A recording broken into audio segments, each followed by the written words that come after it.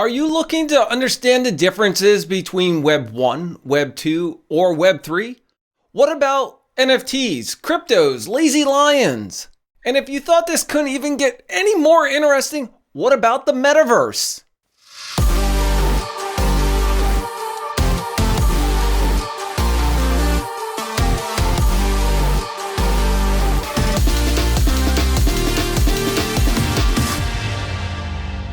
Joining me today is SVP Channel Chief of Unstoppable Domains, Sandy Carter. Sandy is going to dive deep on why Web3 is unstoppable in decentralization, and now you own your own data. Oh, and Sandy shares her experience presenting on the stage in the metaverse and how it will only continue to get better as more and more people use it. Before we bring Sandy back onto the show, don't forget to hit that like, subscribe, and notification. Please join me in welcoming Sandy Carter to the show. Sandy, thank you for coming back. Well, thank you so much for having me, John. It's great to be on the John Myer Show. Anytime, any day, any place. Okay, Sandy, I got to tell the audience, I did not prep you for that. Thank you so much for doing that. You are welcome. So Sandy, we haven't talked since I had a chance to announce you going to Unstoppable Domains. And I have to tell everybody that I follow you on Twitter. I mean, I see all your posts constantly, stuff coming out and informative. It's really difficult for me to keep up sometimes with you and your passion and what's going on. But I got to tell you, keep it up. Well, thank you. Yeah, we have so many exciting things happening at Unstoppable Domains. And as you know, I'm always enthusiastic about what's going on. So I always have to get the message out there. You are definitely a leader in Web3. And in fact, let's talk about some of this stuff that's going on at Unstoppable Domains since you've been there. Web3, there's Web 1, 2, and 3. Could you tell us what are the differences and why Web3? Because I see your passion with it. Yeah. So, Web 1 was all about discovery of information.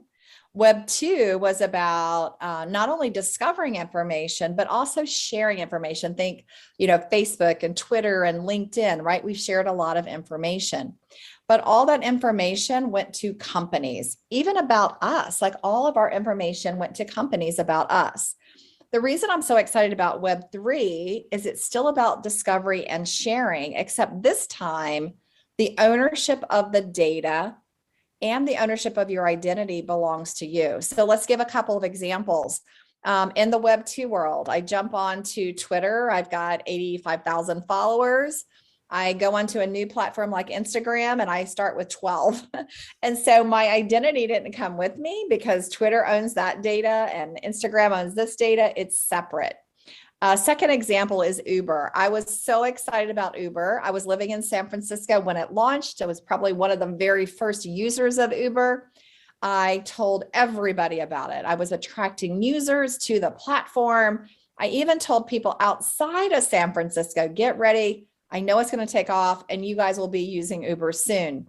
So I did all that work attracting users. I got a lot of pats on the back from my friends thanking me for that. But when the value extraction occurs from that platform, and Uber is like a $50 billion total valuation business today, that value all went to the company. So Web3, imagine a world where all of that ownership of all that data is yours. It's not someone else's, it's yours. So then I can choose when I share my data. I can choose what rewards I get for the data. So imagine a retailer knowing that I just bought a home or that I have great credit rating. I might get a coupon for maybe $1,500, whereas just anybody who doesn't share it, they might get $100 coupon. And so there's so much value here that instead of going to a company, right, like someone paying Facebook for that data, and then them using the data to sell back to you, you now get the direct reward because you are an owner, you're a member of the community, you're not a user of an application. And that for me is the most exciting part of this whole scenario. So bringing more value back to your own data and holding on to your own data, more control over your own data and how it's utilized, but also getting reward for other people using the data that you allow. That's right. And I think this is, it really is, if you think about it, It really is a big deal, right? I mean, if you really stop and think about where the, where this was originally talked about, and the internet and Web 1, people talked about the value that you were going to get to the internet. And we did get value. It's just that we didn't get monetary value. We didn't get member status value. We really got value, which is good value, by the way, but we really got value of, understanding new information, new things that were going on. We didn't really get value that came from anything else that was happening. And so, as you think about that, and as you think about what's going to be really important, that's really the value I think that matters, that has the biggest bang for the buck, if you would, as you're moving forward, is that piece of value. Help me understand something with Web3. So this is your data, but like where's it stored? I mean, I have all this, my rewards and everything like that. So in Web2, this data was stored by a company or handled out and passed off by a company. But and here's how I'm envisioning it, definitely correct me, is that all this data now is owned by you, almost like crypto. You own the actual value. You have it stored somewhere where you're allowed to share it. How does that work? Well, so it's a decentralized internet, right? Part of the value proposition of Web3 is decentralization. And so when you think about decentralization, then that data gets stored on a couple of different areas. It could be stored in decentralized storage, meaning that no one person owns it. It's decentralized, and then you get to leverage it and store it. Your identity, for example, is stored in your domain. And that domain, which Unstoppable Domains is, sells today, you own it for life. It's not like a Web 2 domain where you have to always resubscribe to it. Someone else can scoop you on it if you don't buy it back. This is your identity. So you buy it once and it's you, and you're the owner. Only you can access those private keys, if you would. You have content now that sits on a decentralized storage network, which is linked to the domain. So again, we don't own that data. That's in a decentralized storage network. So you have access to that. And if you think about it, a decentralized domain and a decentralized storage means that content, only the domain owner can now publish or take down that data or sell that data or, really leverage that data unless you give permission to someone else to leverage that, right? So I think that this is significant in my mind. More user control, more privacy that comes over time. And, maybe even in the future, every person owns their own server as well, that it's not just stored in a decentralized storage location. Maybe as well, you store it in your home or, behind lock and key somewhere, or you have a third party verifier who does that for you. I think that's where we're headed. And that's where I just think people want that today. They're tired of having their own data used and sold and others made money off them, and then it circles around to you, right? I don't know. I've gone online, like a friend of mine, her daughter's having a baby. So I went online to search diapers and different things on her registry. And now I'm getting flooded with, ads for diapers and baby stuff. And what does your husband think about that? Maybe like, oh, wait, is there something I need to know? I just got an ad pop. And I have to tell you, it's so funny. I hear stories like this, but the other day we were headed to South by Southwest, and there was one of the parties we were going to, and you were supposed to wear your coolest cowboy hat. Well, I didn't have a cowboy hat. It's been a while since I lived in Austin. So we were chatting about this in the car, that we had to go and buy a cowboy hat. Seriously, we come home, and when we come home, then we're getting all these ads from Amazon and Facebook on cowboy hats. And it's like, we didn't type anything in. All we did is spoke the word. So it was kind of interesting to see how that data is being used and how quickly it's being used today. I have my own theories on it and how you can speak by your phone and all of a sudden it pops up. We'll get into that another time. I have to tell you that a light bulb went off in my head when you were explaining Web3 and the decentralization and unstoppable domains and how I own and control the data that's there. And I can see it all, how it comes together. I can't be the only one based off of this just simple conversation you and I are having. I can see the huge value. I can go in there and remove this data. Wherever I want this data to be. And I like owning my own domain and not having to register for it. I have to tell you, thanks to you and Unstoppable Domains, I do own John Myer Crypto and NFT. Nobody gets it. It is mine. So thank you. You are welcome. And that is absolutely true. And anybody who's listening in, let us know. We can get you a coupon if you send me your email or DM me your email as well. We can also get you a free domain. Go out there and try it. It's unstoppabledomains.com. Perfect. Let's talk about South by Southwest. You were just recently out there. In fact, we scheduled to do a live recording. Well, not live recording, live episode. And yeah, live recording. Well, sort of, it would have been live where you're out there, but you had some awesome things going on. And you had a speaking session, but we had to reschedule because you were on live for NBC and CNBC. Let's talk about this event that just happened. Oh my gosh. Well, I'm a big fan of South by Southwest. It's probably my favorite I call it a festival, not even a conference. And the reason that I love it so much is there are so many innovators there who are disrupting the world. Every time I go, I learn something new that I can take back with me. I learn something new. So I think that's like a magical thing. So I always attend the sessions. I usually don't do that at other conferences. So we got an opportunity. We did get live on CNBC, which was really cool, I have to say. But we were also able to share what is Web3, what is the metaverse, and really looked at that in, really breaking it down for people. Like what do you really define the metaverse as? And how does that really come about? So it was amazing. We touched over 10,000 people at South by Southwest. Again, explaining what Web3 is and what the metaverse is. I think that those are such important things for everybody to know, not just the Web3 crowd. I think it's, everybody needs to be educated on that.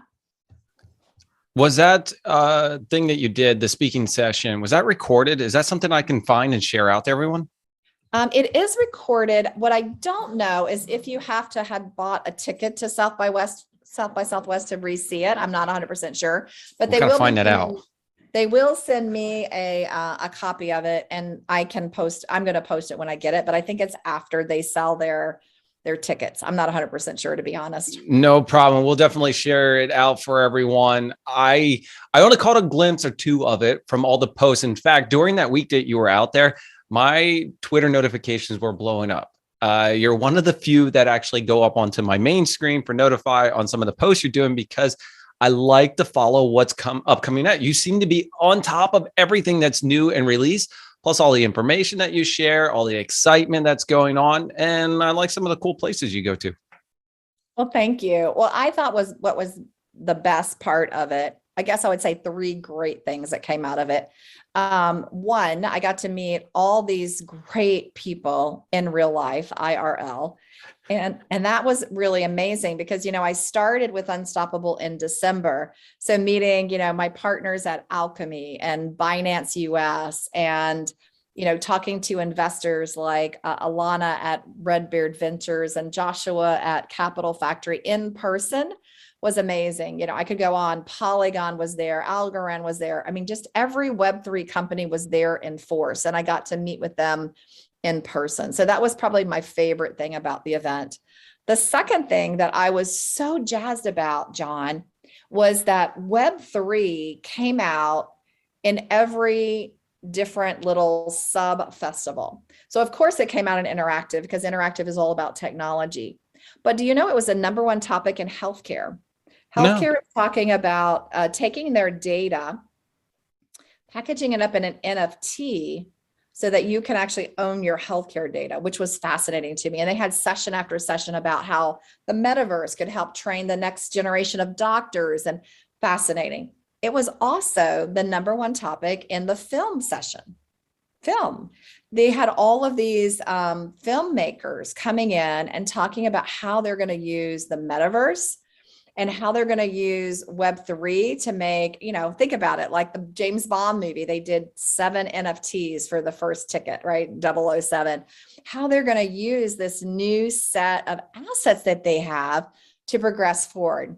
So it was also the topic in gaming. I got to see Jaiho, who is the head of Axie and Infinity, which I know had a big major hack yesterday. But I mean, great gaming, Web3 is used everywhere there. So essentially in every category, art, music, gaming, healthcare, every category, the topic of the day was Web3 and the metaverse.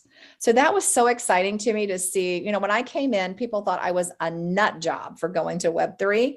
Now it's everywhere and people, are really interested in learning. And then I would say the third thing that I was really proud of, we launched Women of Web3. You actually covered it on one of your broadcasts. And we had an in real life session for Women of Web3. 270 women came out. And it was a brunch. It was done just such a great way so that we could network and chat and share and support each other. So those were kind of my 3 highlights on the Web3 side. And I saw amazing speakers too. So anyway, I could talk the whole session just on this, but I wanted to share that with you. I think it was a huge event. All the things that you did, all the things you were accomplishing, all the information that you were sharing, the unstoppable for women of Web3 or WoW3 that you had, the metaverse that you were talking about, crypto, NFT. I mean, you were constantly sharing new and exciting information that was happening live. I think you had some insight on going to unstoppable. You had a vision that this was the future. This was the next step. Healthcare. When you were mentioning it, I was thinking, wouldn't it be nice to just send somebody to the domain? Here's all my information for my healthcare. This is your access. This is what you're allowed to see. Here's how you do it, rather than you're traveling and then all of a sudden, like, I don't know, I need to call your, doctor. I need to call your healthcare provider. I need to get your information, your records. Take forever. Now you own the data. You can see what's being published, what's out there, and how to control it. Well, I think it's even greater than that. So I just moved down from Seattle, from, AWS homeland down to Scottsdale to be with my mother-in-law, who she just lost her husband. So we're here to support her. And so I'm trying to get my medical records. And the crazy thing is, these are my medical records about me. I can't tell you, I've had 2 or 3 medical facilities saying, I can't send it to you. I can only send the data to another medical professional.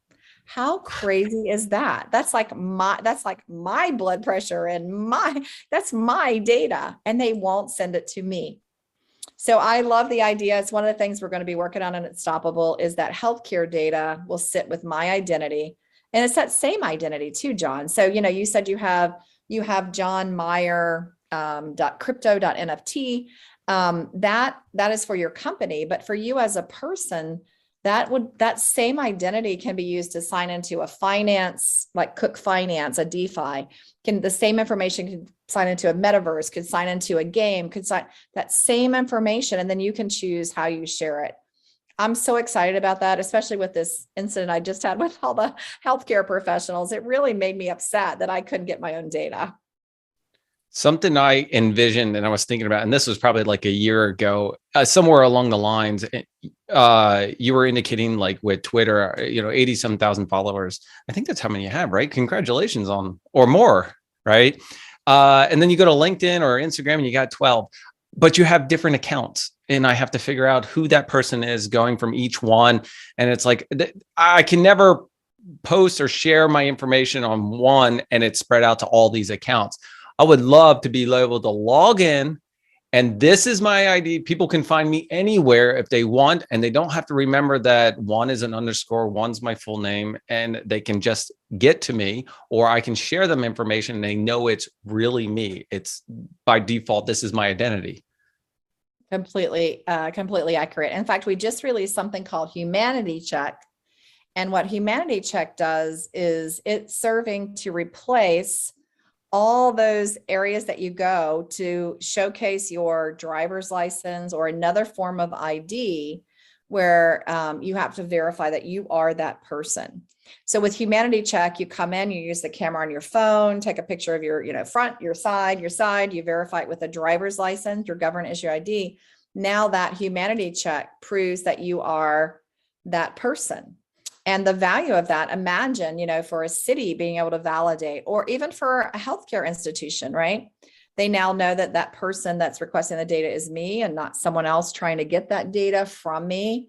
There's so many applications of that. And you're going to see us come out with more and more and more interesting things like that. Maybe that'll replace some of those web logins where I have to identify the pictogram of a chimney or a street, be like, okay, no, Yeah. I am real. Here is it, and you authenticate that way. Yeah, you got Let's talk about this Lazy Lion NFT. I saw you post a lot. You got your own. I want to know what it is.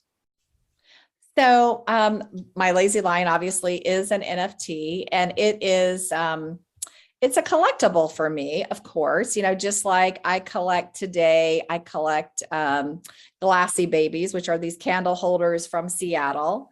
They're absolutely gorgeous, and they're hand blown glass, and I collect them. They have a little verification stamp on it, so I know that it was actually hand blown in Seattle as a glassy baby. My mom collects Ted Williams baseball cards. She does that because she had a date once with Ted Williams way back when.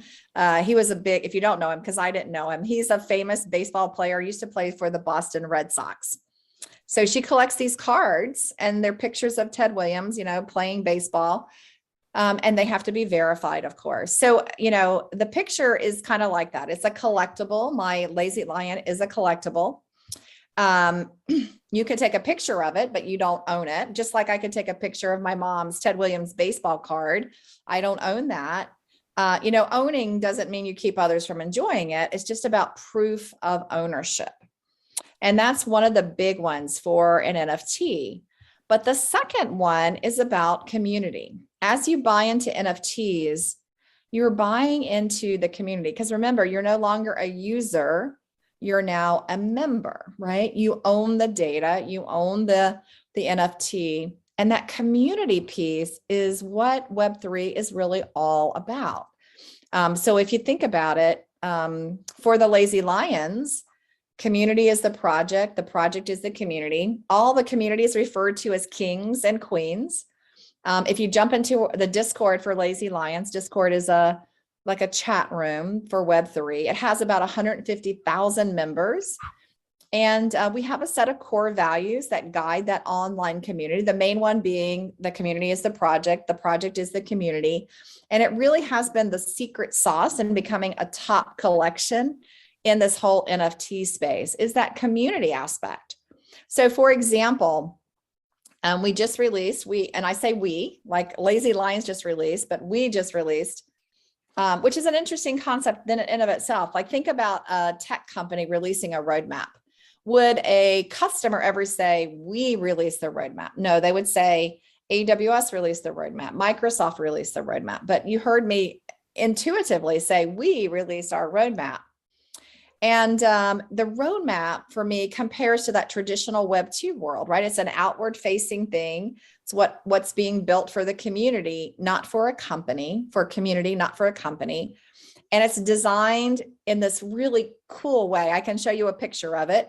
It's got, the Lazy Lion sitting in front of a bungalow because they're getting ready to announce a bungalow. They have a C on there for Coinbase. They have a Target. They have a basketball thing because they're doing a partnership around the NBA. They're building out their private metaverse on a private island where all the lions will hang out. They just released Lazy Cubs. So you can see I'm really excited about it. Why is that? Well, it's not because it's a company. With owning a Lazy Lions, there's the perk right out the door of being part of this community. You get the commercial rights to that Lazy Lion, and it introduces so much possibility into what you can do. So I know one person who bought a Lazy Lion, they're actually selling pictures of their lion as a tattoo.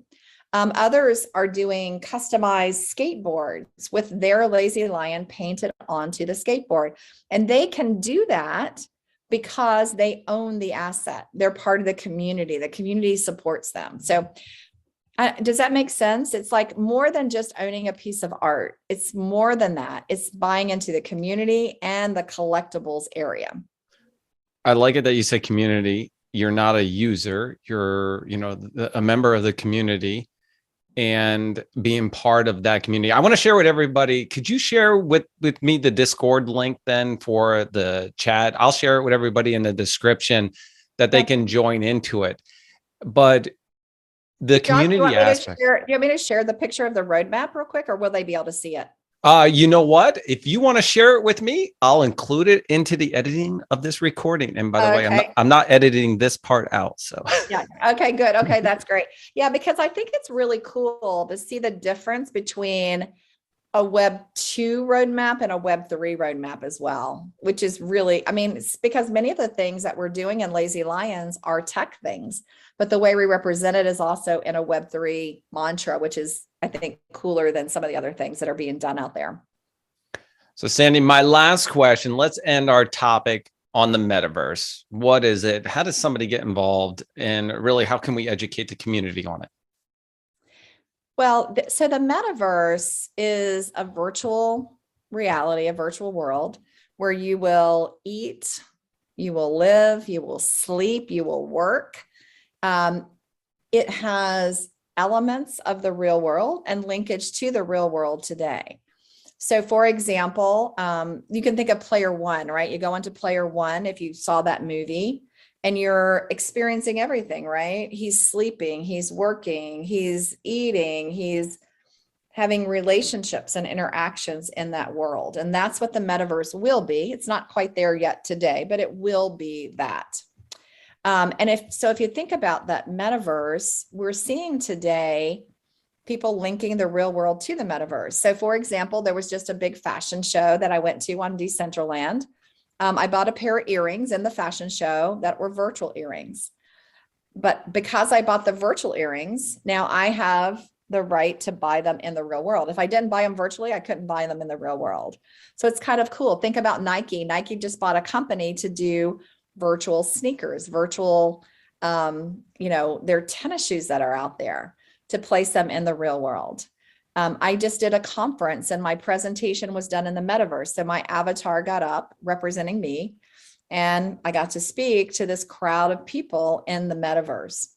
So there are lots of things happening in the metaverse today. Again, I can log into the metaverse with my digital identity and leverage that digital identity to represent who I am inside of the metaverse. It's really fascinating to me, John, because if you talk to the kids growing up, they can actually teach me stuff about the metaverse. They are, it's just really interesting about how they are growing up with an alternate reality, how they are leveraging it, especially during this time of COVID, to make new friends. And even some of the interesting things that are happening in the metaverse, like we just had our first lawsuit in the metaverse. Someone got harassed in the metaverse. We now have some metaverses that have formed police teams. They have police officers in the metaverse to guard against this. We have people doing jobs in the metaverse. We even have therapists and guides, roles that are being created, and they're getting paid in crypto to guide people through the metaverse. So I think this is going to be really big. It's probably not going to end up where we're starting, but I think the experimentation is quite fun and fascinating. I think it's going to constantly evolve. Now, I haven't logged into the metaverse, but I'm curious about the speaking session that you did. How did that work? Like, you were sitting there and you were speaking now, or was it like a recording? Was it a VR headset? Like, kind of give me some visual on you walking through doing this speaking session and everybody else listening to you. Yeah, so it was quite fascinating. So I logged into the metaverse and I had my avatar, and my avatar took the stage. People were sitting in the audience. I have to tell you though, John, because not everybody knows how to use the metaverse. My stage was there. Someone was like up here on the stage, like someone was sitting on the rooftop on the stage. Someone was sitting over here. And I'm sure it's just because they couldn't figure it out. I'm sure that was my dad up on the top of the figure out what to do. And then I did my presentation. I used my voice. It wasn't with a VR headset. This one wasn't. I used my voice, and I then was able to interact with people. People at the end of my session, short session, like 15 minutes, kind of like a TED Talk, People came up to me afterwards and asked me questions. Some of it was done via chat. Some of it was done via voice. So it was a really interesting experience. I wouldn't say that it was a slam dunk success yet, because it was really hard for people to come into the auditorium and take their seat, because everybody's still learning like how to do it, like, right.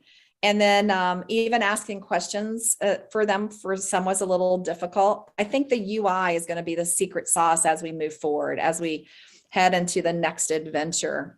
What's going to happen with us as we move forward. So anyway, that was part of my experience. Was there a separate moderator? What I'm thinking about is that you're up there speaking, right? And how do you stop these people from asking questions while you're in the middle of a conversation? Or can they raise their hand and say they have a question, and you can, I don't want to say like give them the ability to go ahead and talk. I think this provides a better way for communication or easier access to somebody like yourself. Like, oh my God, I can talk I don't have to be right there next to her. I can talk to her right away.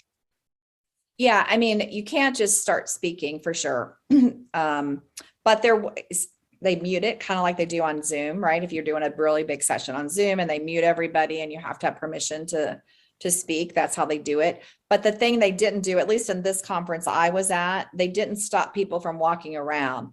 So people who were struggling to get into the auditorium, like they were walking up and down. Some people were walking in front of me as I was speaking. Some people were jumping on the roof, like they couldn't figure out how to get down, because you could see all the questions, right? People are like, how do I get off the roof? How do I get into my seat? How do I do this? And so again, I think this will all improve over time, but it was a fascinating experience. And then the really interesting one was the group after me was a panel. And so they had, the avatar comes in, the moderator comes in, and then they have people sitting on the panel. One of the panelists was having problems sitting down, which was quite funny to me too.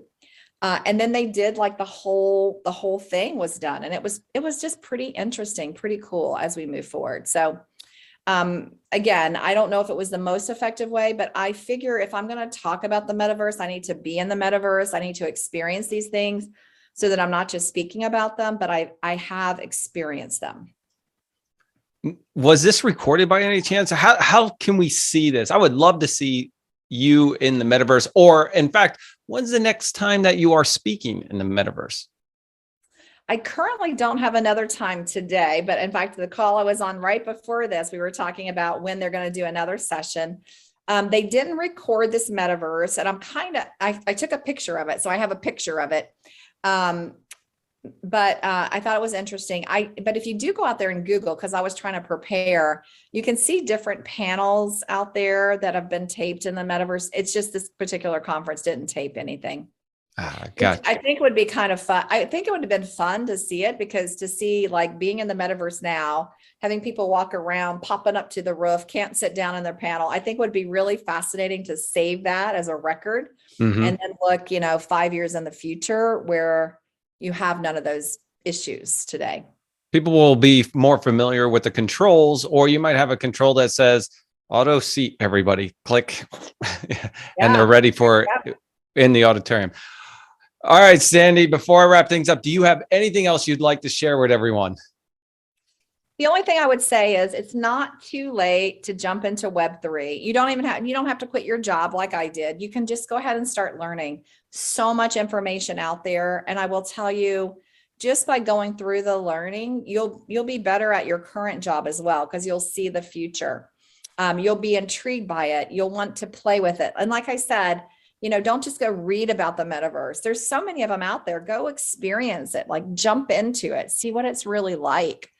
I just think it's a great thing for everybody to be constantly learning, learn and be curious is really important. It really is, right? Especially in this space, learn and be curious. And so then when it really comes all together, you'll be ready to go. You'll be ahead of the pack.